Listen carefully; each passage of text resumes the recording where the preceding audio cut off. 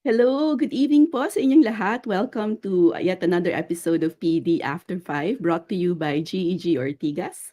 Now, this event is being held live in coordination with all the other GEGs in the Asia Pacific. So all of them will be having their version of Hyflex Learning. So this is Flex Your Hyflex Skills. So I'll be moderating this particular broadcast together with Paula. Paula, how about you say hi to our audience? Hello, everyone. So you might be wondering why we're speaking in straight English. You guys will know in a while. Pero bumati muna tayo. So cut muna natin ng konti yung pag-English natin man. And Okay, let's good, try good to chat. say hi to hello po sa mga teachers na nanonood. We're live in YouTube. I think we're live in the YouTube channel of GEG Philippines. So if you guys are watching and if you guys have something to say, just make sure to uh, type your questions, your comments, and also just say hi to us right at the live chat. So once again, Mm-mm. ako nga pala si Paula Cortez. My name is Teacher Paula. Um, one of the leaders of GEG Ortigas. And like what Maan said, so kaming Mhm. dalawa ang face of GEG Ortigas. For Tayo today, yung so magandang chartista today. baka kami yung chartistas for today. So magandang gabi po sa inyong lahat, lahat po ng mag-grow na nakikinig sa atin sa Mhm. YouTube. Okay, so we'll be switching to English quite often this Right. particular session. Okay, but just so and I think Pao, maybe you should introduce our first guest already. Yes. So for our first guest, his passion is to give students the ability to think computationally. Wait lang, gusto ko yung part na yun. And just so you guys know, that skill is would enable the students to program effectively, solve variety of problems, and make them much more resilient. So I'm pretty sure you guys have seen him in Twitter. His name is James, and he has been working in computing since 1998. Firstly, in the industry, and now in education.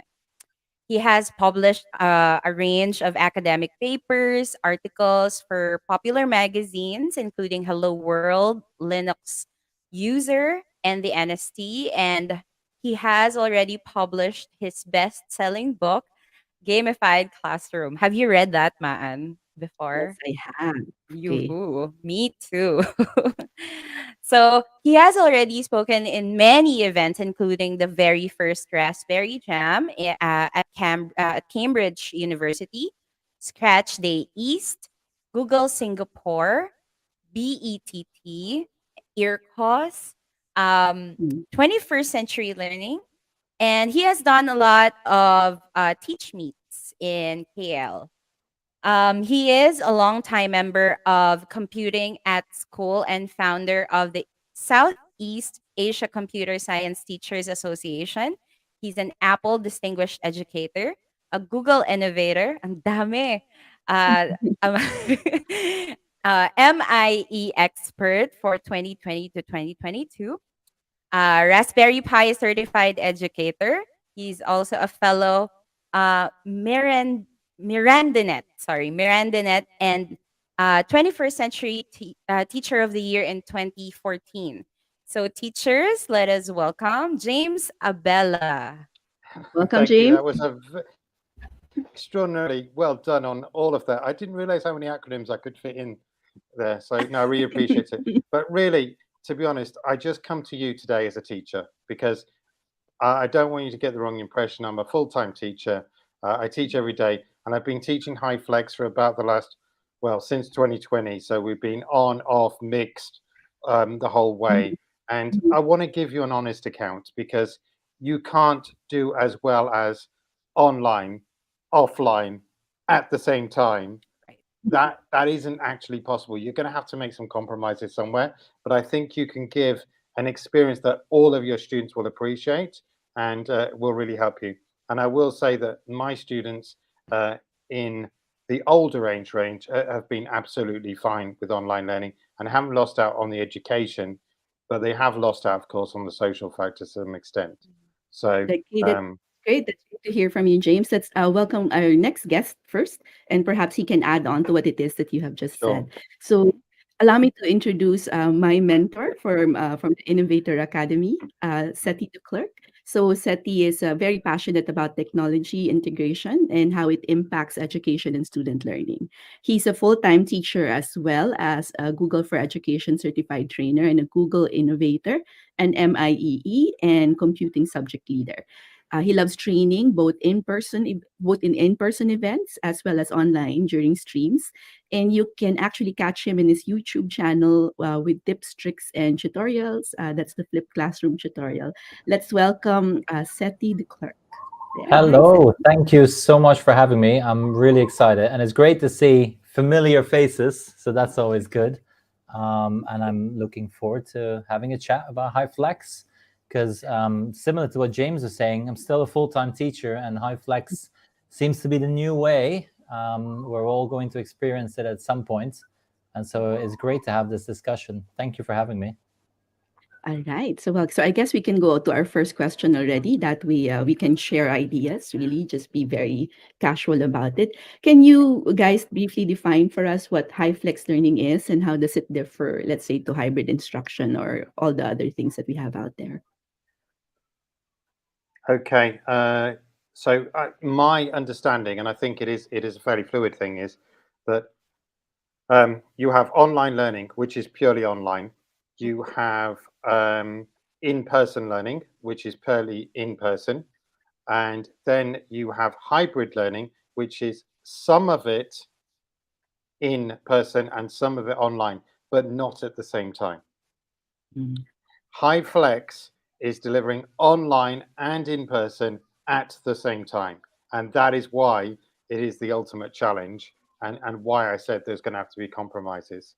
I think we should also bring in two more terms: synchronous learning, where you are learning together, and asynchronous, where perhaps I give Sethi a book to read, he goes away and reads it and comes back to me. And again, these are all things that can help mix and blend and help keep your sanity as a teacher. Yeah, I want to add on to that as well, is sort of that other definition of flex in terms of flexibility, being able to quickly jump from one to another. So for example, your student may be in person today and for, without any prior sort of notification, be online the next. And sort of having that flexibility to jump from one to another from that, whereas, for example, in a hybrid format, you would know, okay, I have these students Monday and Tuesday, and I have these students Thursday and Friday. Whereas in Hyflex, you don't know how many will be online, how many will be in person, who will be online, who will be in person, and you're teaching both at the same time. Okay, that sounds like a challenge. Now, a lot of us here in the Philippines have not actually done any high flex learning. A lot of us know of it in theory. So, what do you think is the best way how can a teacher prepare for high flex? Like, if do you have any tips on skills, on any hardware they might need, or any software that they may need? Okay. I think if you really want to do high flex learning, it is so useful to have two devices. Mm.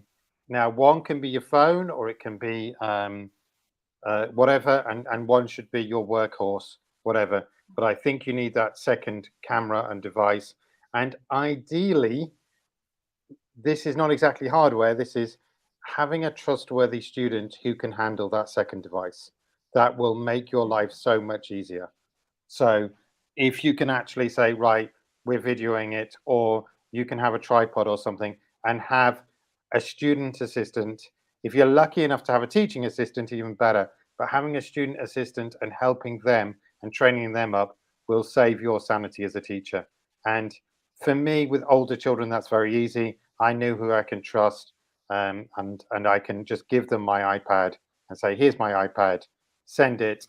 And the other thing I would say is make sure all your resources are fully online using Google Sites or Google Slides, because that again is really going to help you, because the students are always going to be able to see your slides. They're always going to be seeing where you're at, and you need to have fully electronic resources. Otherwise, it's going to be very challenging. I better pass it to Sethi. No, I completely agree. And I would add to that, in addition to having that trustworthy student or someone who can help out and the hardware, I would say, as you're planning your lessons, very carefully plan with Hyflex in mind. So almost similar to how you would plan in a Key Stage 1 classroom or an early years classroom, where you're planning for that continuous provision, you're carefully thinking about different stations in the classroom. Hyflex learning, I think during your planning, should be very similar, where you're very carefully thinking about, okay, this aspect of the lesson, and this is what it will look like for the Hyflex student who is online. And then another aspect, this is what it will look like to our students in class. And that doesn't necessarily take a lot of extra time, but you do have to keep that in mind. I would also add to that is make decisions about the technology you're going to use based on that Hyflex format. So, for example, I would, during our computer science lessons, I love using the actual whiteboard because I like to write out code rather than do live coding all the time. That doesn't necessarily always work for a Hyflex lesson because they may not see that whiteboard. And so what I've done is I've simply just switched it to a digital whiteboard. So instead of using interactive whiteboard, instead of using whiteboard pens, I'm now using a digital whiteboard. I'm still writing and it's still my handwriting, but now that can be presented into the online environment as well. That was just a small little change. And, for example, seeing as this is a GEG meetup using Google Meet, I have an additional device that is joining that same room using the companion mode. So it's not eating up any bandwidth. It's not eating up, my camera feed or my audio feed. It is just there to present that screen, which is then the whiteboard. So definitely plan with Hyflex in mind, and maybe even color code it on your planning. That really helped me personally. Yeah, it's great to see so many people from so much Indonesia, Philippines, India. Wow, we're really getting out to everybody tonight. So yeah, Yes, hello. so welcome everyone. So just in case that you have just joined us for tonight, so we will be talking about Hyflex. This is brought to you by GEG Ortigas and also in cooperation with GEG APAC, because we have been doing this monthly most of the time. And today we have James and Sethi with us. So they have already given us a very good introduction to what Hyflex is, and we are currently talking about, are there any skills or hardware or software that teachers would need to know or have when making this work? But one of the things that I want to ask James and Sethi is that um, most of the schools they don't necessarily have a huge budget for something like this. Most probably because it's something new to us, or it's something that wasn't the focus of the school before. So does a school have to have a substantial budget to support I Hyflex think learning? I think you do need. I mean, I think a lot of the stuff can be free. So all the Google tools are free. So I think those are your best friends. If you're not going to have a budget, I think you need to settle for more an asynchronous approach. That means that you're going to send out things in Google Classroom. You're going to just pre-record videos, perhaps, and things like that. If you want fully synchronous, the teachers really have to have two devices. I can't see you being able to handle, your computer and your screen and a video at the same time without that going on. Because without a camera in a separate device, you're not going to be able to set up. However, that doesn't have to be particularly expensive. It can just be an Android phone, or it can just be an iPad on top of, whatever the teacher's using, which might be a desktop machine, whatever it is. Alternatively, if you're really cheap, I suppose the driver for the teacher could just be something as simple as a Raspberry Pi doing the non-video stuff, and then you actually do it. But even Raspberry Pis, I'm afraid, are in short supply at the moment from what I was reading. So I think, whatever you can do to get that second device together is important. And I would say the easiest thing to get hold of these days with a decent camera is probably a mobile phone. A mobile phone being, don't be fussy about brands or whatever, you know, because you know, a decent 1080 camera these days, I would imagine any phone from the last 3 to 5 years would be good enough that's of a decent-ish spec. Wouldn't you agree, Sethi? Absolutely. I also want to add that often something that is overlooked is the audio quality. And so if you are feeding your class sound or your instructions into a Meet or into a digital platform, I would highly recommend that you use some type of earbuds or microphone. Again, lavalier mics have dropped significantly in price. So if you could get, you know, an however small budget together, maybe it is, you know, a single lavalier mic for, you know, per teacher or per class, that will make a huge difference. They may not see everything that's happening in the classroom, but if your resources are online, if it's shared online, if you're feeding your digital whiteboard into the Meet with good audio, they are going to be able to follow along most of the lesson really well. And then that will also offset a little bit of that budget needed for an additional device. Now, again, ideally you have multiple devices. I mean, you know, I feel very privileged to teach at a school where each student that is online is represented by a physical device in the class. So if we have 3 students online, we have 3 Chromebooks in the class, each with their own feed and their own camera. That is not always realistic. And so I think the most realistic thing there is your phone. We all have phones, and our phones are excellent devices. They have great cameras. Most of them have really good microphones as well. The speakers won't be good, but the microphones are usually good. And so when we get to connect a lavalier or an external mic to that, it really ups the quality. And then that phone, as long as it's plugged in, because battery will be your biggest enemy, as long as it's plugged in, you can use it for your lessons. Now, I also like what Adriana said about having upgraded. So her school apparently has upgraded their projectors to allow for whiteboard input, or upgraded the cameras. Again, those are all going to require budget. I really like that. And if that's possible, that's the ideal scenario. But if not, look at the phones your teachers have available. Maybe tweak your policies for this Hyflex, because many schools will have policies that do not allow mobile phones or do not allow personal devices. Maybe this is a case where management has to make an exemption to that policy to allow mobile devices in order to be able to provide Hyflex learning. I saw a YouTube channel recently, and there was quite a lot of talk about cheap writing tablets. Right. Sethi? Right, Wacom, I think. Are we talking about one of these? There's the one. Nice. I've been in the room. I may. Well, hold on. These are excellent writing tablets. So this is actually the small one. So these are XP pens. Wacom has got some very cheap ones Here as we well. go. There we go. Somebody So joined us just now. This, I know. this You will knew, make such you a knew Gary difference. can keep quiet. Yeah. And I'm not sure about yours, Gary, but I'm assuming that yours is like this one, just connects to a mobile device as well. Right. And it That's allows right. for pen input. So Yeah. this is what I would suggest. I mean, look at how small this is. You can literally just shove it in a bag or carry it with you.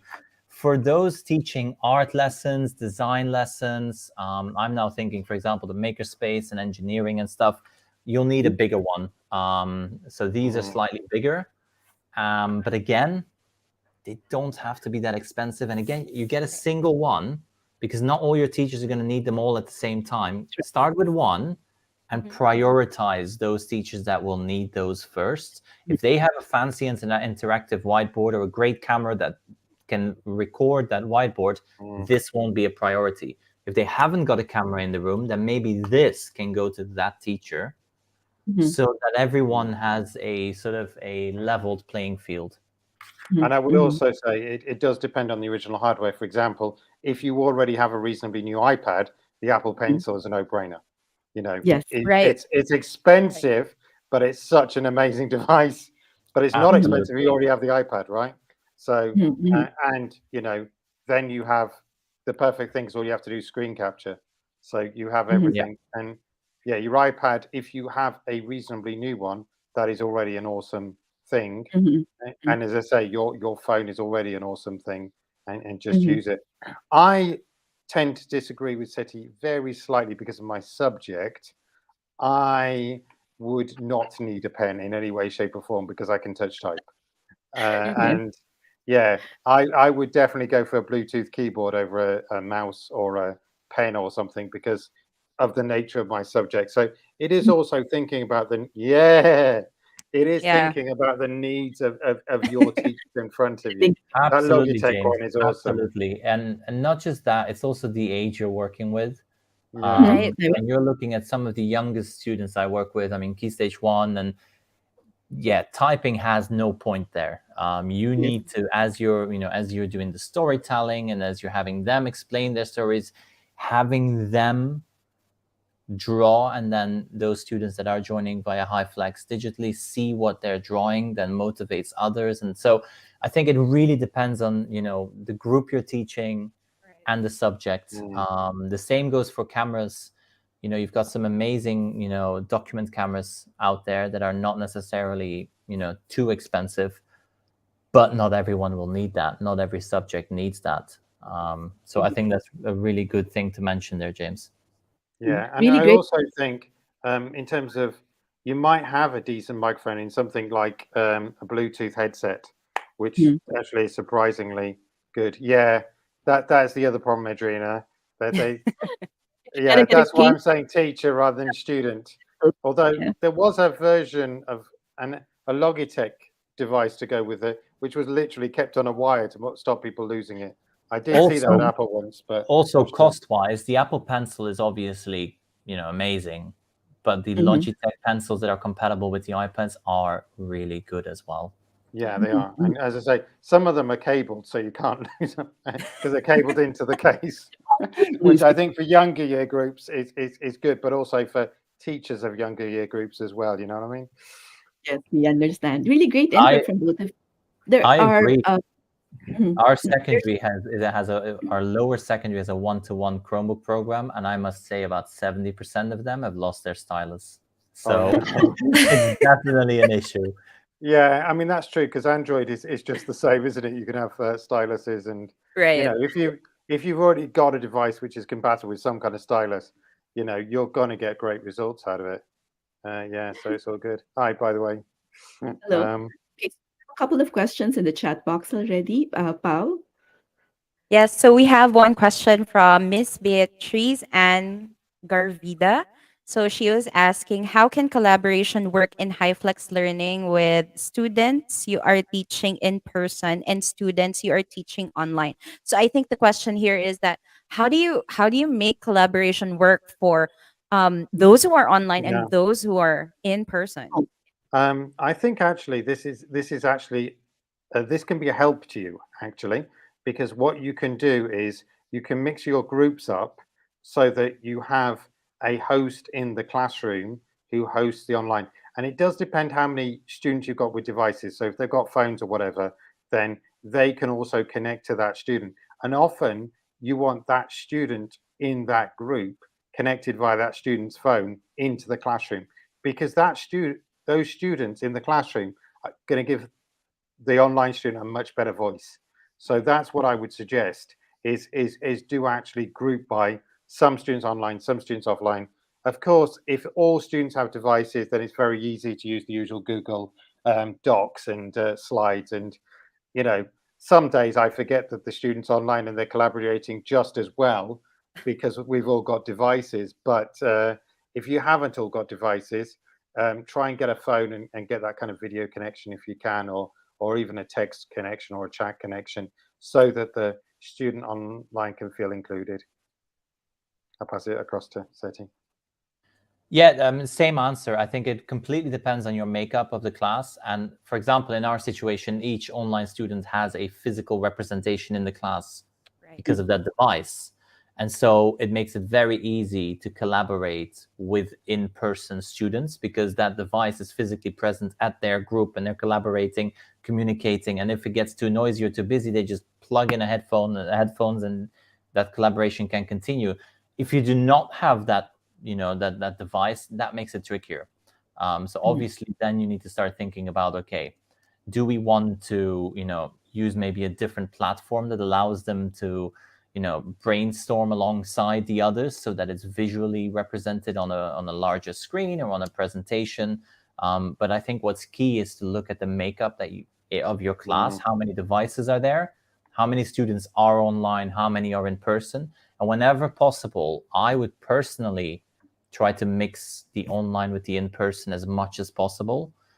Don't just have one group. You're all the online kids, you're together, and all the I wouldn't do it that way. I would always go for that mix. And they will actually, the other students will have amazing ideas on how to collaborate, because maybe they've done something on Discord, or maybe they've done something in a game, and this is a way that worked really well, and they'll come up with a solution. And I think also during these challenging times, you might have to moderate how much you're allowed to use the chat. So, for example, Google Docs does have a chat facility, which you might normally not want to use because, of course, the safety issues. But in these times, to allow mixed messaging, perhaps allow some of the chat functions within the more moderatable things. So, for example, admins can moderate those kinds of chats. Same with Discord, actually. Ironically, it has a lot stronger functionality in terms of what it can do if your admin can understand it, because if the admin set up the groups, you can actually have bots really closely monitoring things. You can set up really strong measures to make sure online bullying isn't happening, but it does require an understanding of the network. And I would actually say Discord has one of the strongest capabilities of filtering and checking and sorting chat and encouraging good behavior. But it does require somebody who knows how to do it. So I would say that's an investment for your admin team, is looking into those chat channels, because both of those also require very little internet, because text chat is obviously the least requirement. And I'm assuming particularly in, more rural areas out in the villages that, the internet's not going to be as good as in the middle of a city. And things like Google Chat have come a long way. However, I think the biggest strength of applications like Discord, like what James was mentioning, and Discord is basically the free version of Slack, isn't it? It's sort of very similar platform.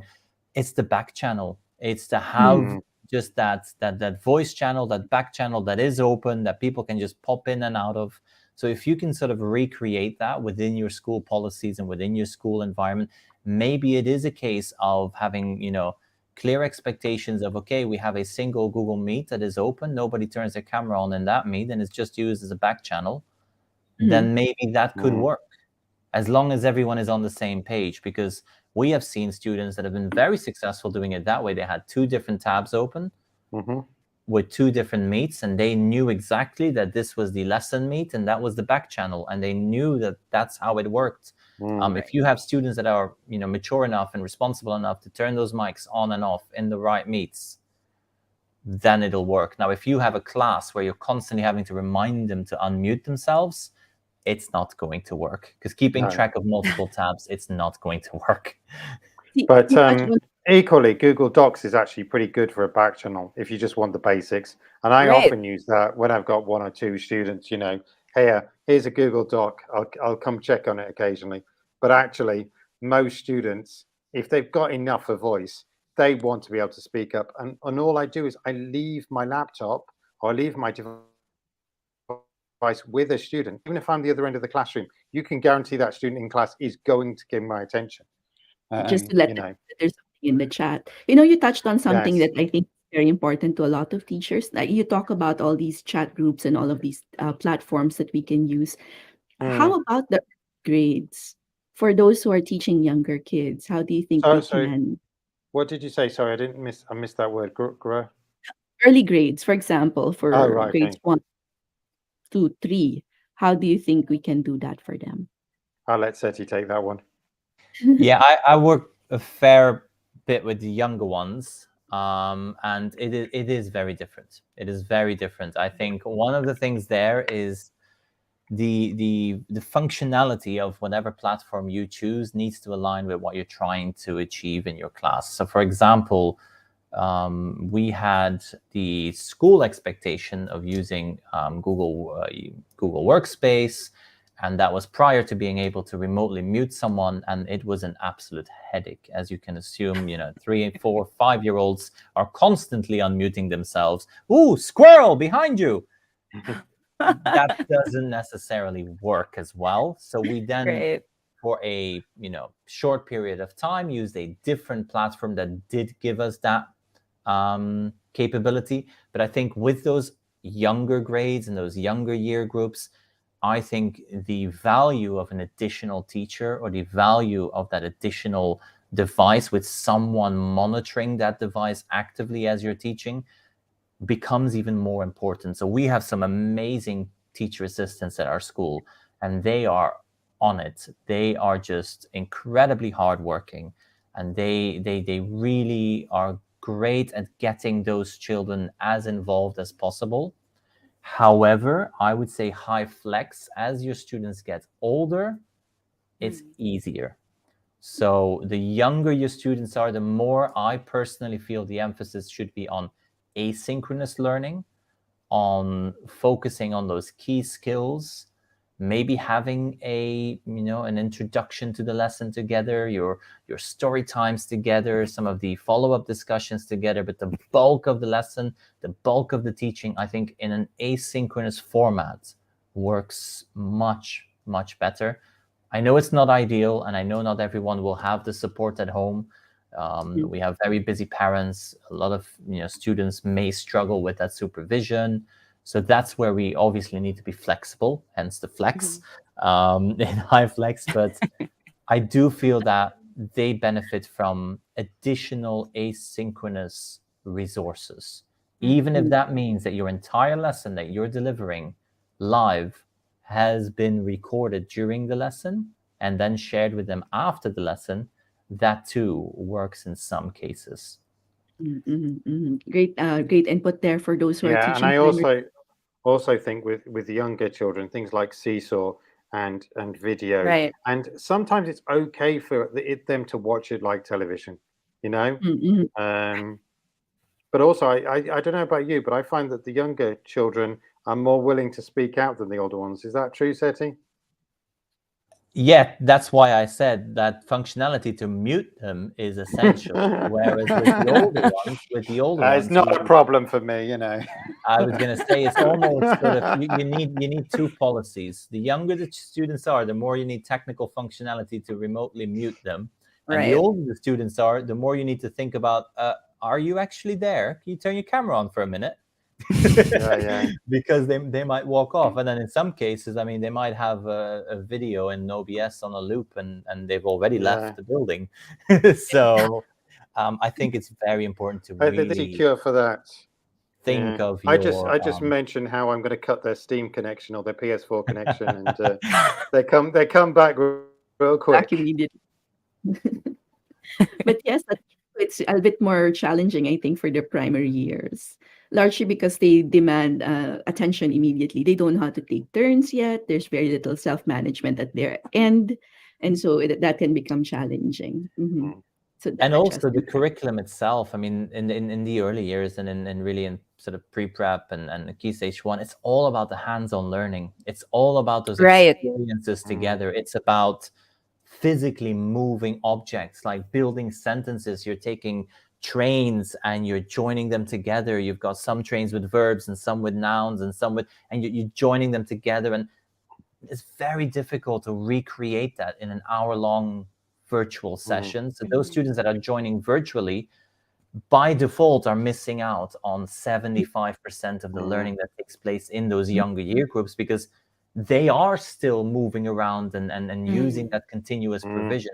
So that's where the emphasis should really, as a teacher, go to asynchronous continuous provision, almost like having a digital menu of activities they can dip in and out of. I mean, and Google Slides can be used for that. Maybe you build a single slide deck with, say, 9 activities, with 9 Right. images.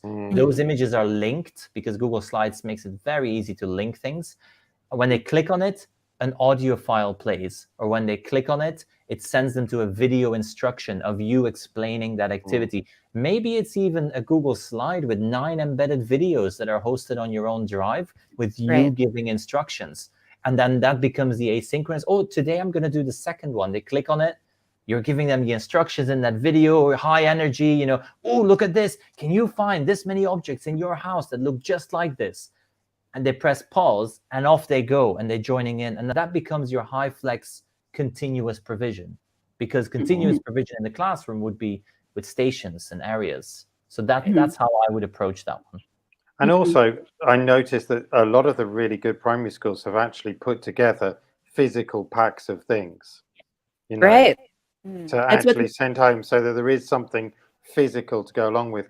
But also, kids at home, they probably do have Legos and saucepans and things, and you know, go back to those kind of basics. You know, you want a music lesson, hey, let's be honest, we can mute them if they're going to go bash the saucepans. Doesn't really matter. The kitchen is a music room. That's right. it's really You great that you know, mentioned school actually gives boxes of material to our younger kids, and that's it takes a lot of pre-planning though, and I guess that's it something does. It does. to But emphasize at the that younger end, you can afford to get away with more repetition. So that's that's the only that good thing about it. You can, you know, like you say, you can have a library of activities and go around them a few times. Um, Mhm. but you know, I think also remember that these children, if they get 2 to 3 hours of content per day, I think that's already all they need. I don't Mhm. think they need a full 5 hours of babysitting. Right. Give them 2 to 3 hours and let them play. Let them use some Lego and stuff, and read some books and all those kind of cool things that they can do. But I think if you can get 2 hours of good quality content to a younger child, actually that's going to be great, and that can be just spread out throughout the day if they're stuck at home. Absolutely, James. I mean, the importance of play. It's just, yeah, play is so incredibly important at a young age that that should really be the emphasis. Give them ways to play. If you are going to be asked to, you know, do Hyflex learning and you have that student there, and you know that you're told that they're going to be there for a full hour, find ways to make that hour 40 minutes of play and 20 minutes of instruction. Yeah. Find the play in your lesson. And if they do have devices or phones or something, things like Flipgrid are very happy because they don't have to write them. They can just record their voice, and they'll have a lot of fun playing around with that and sending you messages and sending you stories and drawing pictures, all of those things that they like to do in school. Let them do it at home, because in most cases, those kind of basics are there. You know, there's normally some paper or some kind of coloring tools and things like that. So try and get them to do some of that off screen as well, so that, you know, they've got a connection. And even if they've got an adult in the area, you know, they'll be able to perhaps fetch something for them or do the basics, even if they're not going to be able to give really dedicated support. Mhm. My Okay. sister, who's in preschool, I mean, she's teaching preschool, so she has been using a lot of Seesaw, more than the Google Classroom. Mm, She mentioned that it's due to the aesthetics also of the mhm, of the device, mhm, of the app, and at the same time, the video function is very mhm, helpful for little mhm, kids. So that is Mhm. something that our teachers can be using, so that they can really mm, see what the students are doing. mhm, And there's always that level of person that you can personalize the learning of the student. And I mm, also like to mention the what Sethi said. um when you give like videos to students, it's also important that you are the one who's going to who's going to be seen in the video. I Mhm. think mm, most of the teachers would forget that, mm, mainly because there are so many resources online. There mm, are so many resources online that they can just put a link and the students can click. But there's mm, always that difference when a student sees their teacher on a recorded video Mhm. and seeing themselves there. I mean, there's really something different about that.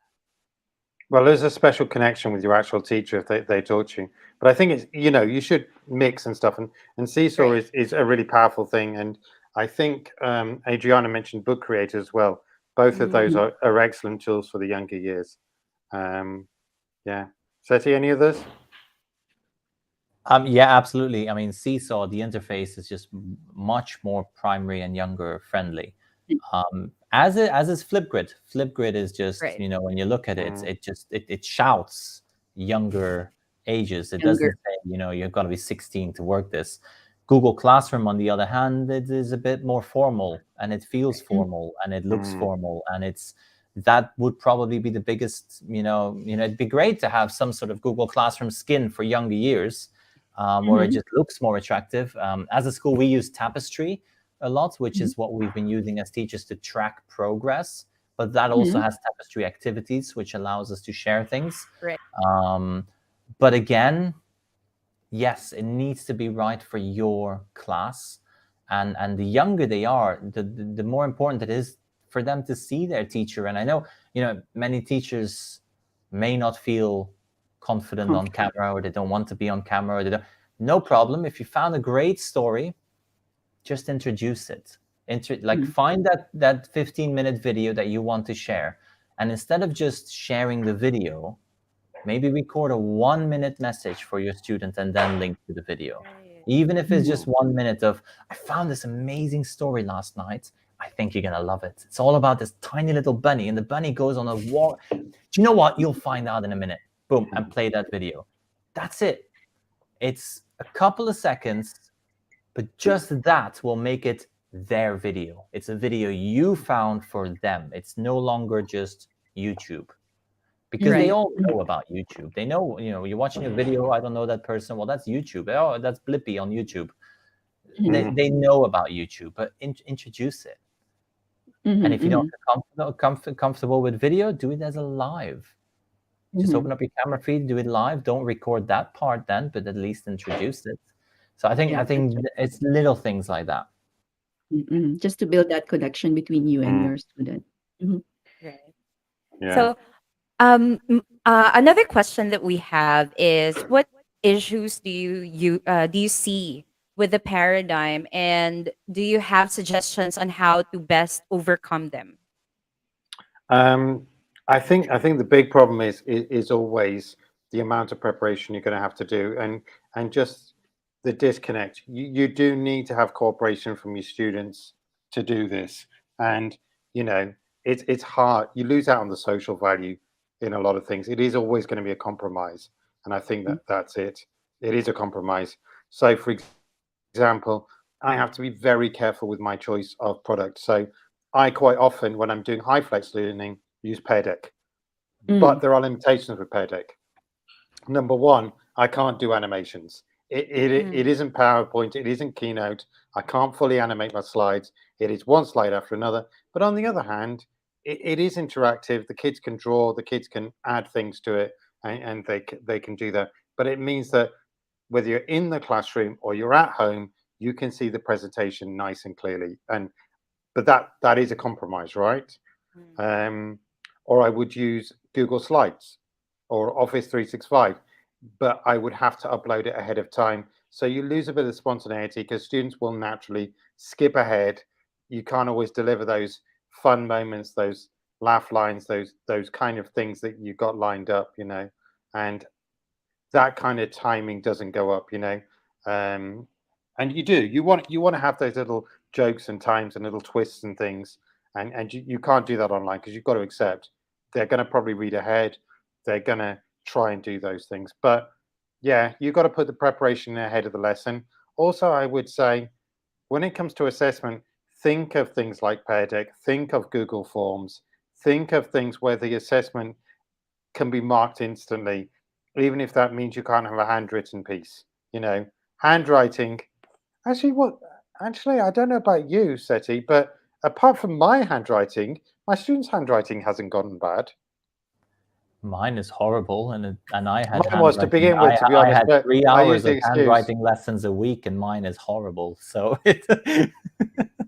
I was going to say, I don't think, I mean, I mocked a ton of handwritten stuff, and they've been online for ages, and it was all perfectly readable for my class, and I was like teaching computer science, so I wasn't expecting anything special, but I didn't. Yeah, handwrite. A lot of teachers have been saying, "What happens to handwriting?" And actually, certainly in high school and up the top end, nothing. It seemed fine. What about you? Down, lower down, surely must be. lower down, we have seen a change, but Yeah. nothing that is too worrying. I think No. it's more of a, I mean, as with everything, it's about balance, isn't it? It And is. if you provide a lot of fine motor for those very young ones, a lot of fine motor skill activities, we have some of our children have come back with incredible handwriting. Does that mean they've been practicing their handwriting? Not at all. They've just been drawing every day. And That's so it. I think drawing's just a good way it's to get around, balance, isn't it's it? balancing it. Yeah. And then we have some other students that have done nothing but digital drawing. Well, their handwriting is also improved because guess what? They were drawing in Procreate. Well, they were developing those same skills. Yeah. So yeah, no, definitely. And I agree again, I agree with you, James. It is, the prep will be incredibly important. Be deliberate about the choices you make, about the activities you have. I would even add on to that, take your time before deciding on which tech platform to use. Watch a couple of videos, do a bit of research, because, for example, if you're going to use a tool, you want to know that that tool will not have animations. You want to know that before you waste your time creating animations. For example, perfect example, Zoom with a PowerPoint as a background. Now, I know so many people that spend time making amazing PowerPoints with flashy animations. And then I ask them, well, how are you going to deliver this to your student? Oh, I'm going to use it as a background in Zoom. It's like, you do realize that those animations won't be working then. As in, it's little things like that. Know the tool you're going to use and know it well enough. That doesn't mean that you have to know everything. But you don't use a tool you've only ever used once before. I mean, I will stress the way to dodge that would have been to display PowerPoint or Keynote in the window. So go to your slideshow and window. We're not giving you one, but you need to know that most of these interactive development tools like Pear Deck and a bunch of others, they take a picture and that's how they do it. There's no animation, not even animated GIFs in Pear Deck. Yeah, and again, it's different tools do things differently, and if you're choosing the right one, then you're going to have more successful lessons. As long as you, again, keep in mind it's a Hyflex environment. Some will be in person, some will be online. Does this work for everyone? If it does, great, let's do it. If it doesn't work for everyone, how can I accommodate those others? So a lot of planning for our teachers out there. I'm afraid so. I mean that's ultimately it is, but also try to think how you can simplify. I can use Keynote, we can use PowerPoint, we can use slides without any difficulties and happily play with them. If you know one tool, use that tool. Get the best out of that tool. Don't stress yourself. Now is not the time to learn new tools for the sake of it. You know, if you've got a massive gap or a massive problem, then yeah, you might have to learn something. But if you know a slideshow presenter, if you know Kami, which has been mentioned, if you know Kahoot or quizzes or Lookit, then stick with that one that you know. If you know Quizlets, then stick with those quizzing tools that you know. You know, now's not necessarily the time to learn another one. Another one that's very useful is Edpuzzle, which is really handy because then you can quickly put videos. The thing is, Edpuzzle has become so big now. The other day, I wanted something quite specialized in computer science. I said, oh, just chucking a search in Edpuzzle. And not only did I get the video, I also got the questions with it, which was like, hey. So that there can be shortcuts, especially with the more well-known tools. And use them. Please use them. You know, try not to reinvent the wheel if you don't have to, because I do think those are just powerful tools that can really help you.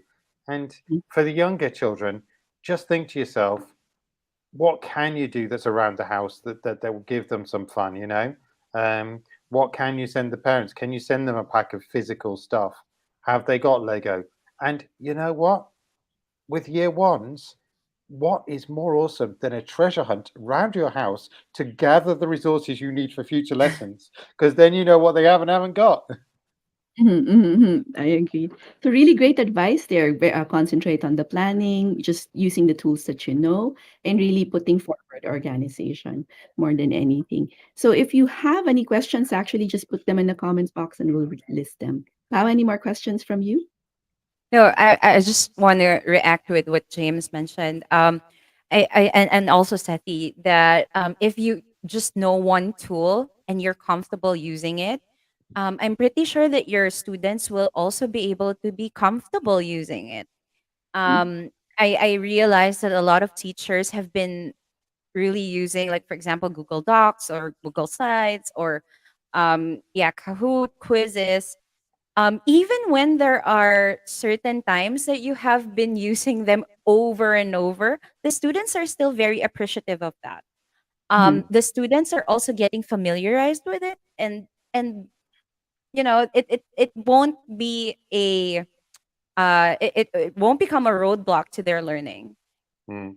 I mean, because Mhm. of course we eventually, want, yeah, we want task variety, but that right, doesn't mean application variety. You right, know, any Yeah. slides package can do so many activities from mix and match to, if you think about using it creatively and getting the max out of it, there's a few things each tool Yeah. can't quite do as well as the other.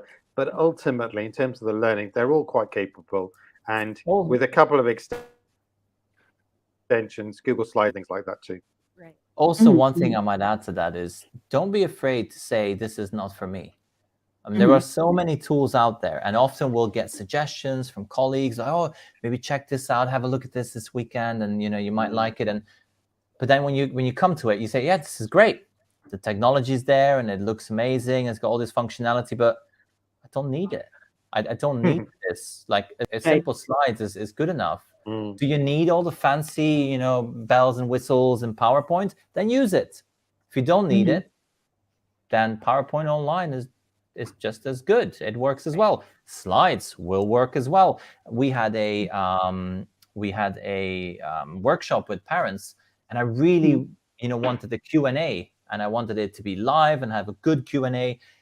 I personally don't like what the Q&A looks like in Google Slides. So the right, audience, I'm not a Gets big fan of that. So guess what? I jumped onto Canva, I used their presentation tool, and their Q&A is amazing. It's clean, minimalistic, but I use slides for everything else. So don't be afraid to say, right, this is not for this activity. And no matter how much others tell you how amazing it is, if it's not for you, don't feel bad about that, because right. mm. it's no point in forcing yourself to use something that you're not happy with.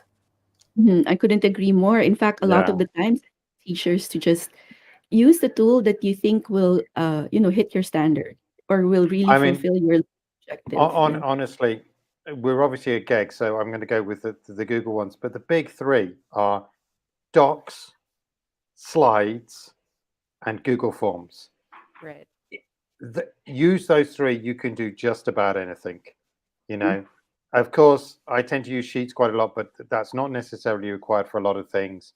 But ultimately, if you've got those big three and Office 365, you've got OneNote, you've got Word, and you've got PowerPoint. mhm. And if you're exclusive Apple, you've got Keynote Pages, Okay. and actually, you haven't got And I anything might for add Google to that, Forms. But James, don't underestimate, and I know you use it all the time, but for those listening and watching, do not underestimate the power a Google site can have in terms of mm, Mhm, sharing your mm, resources.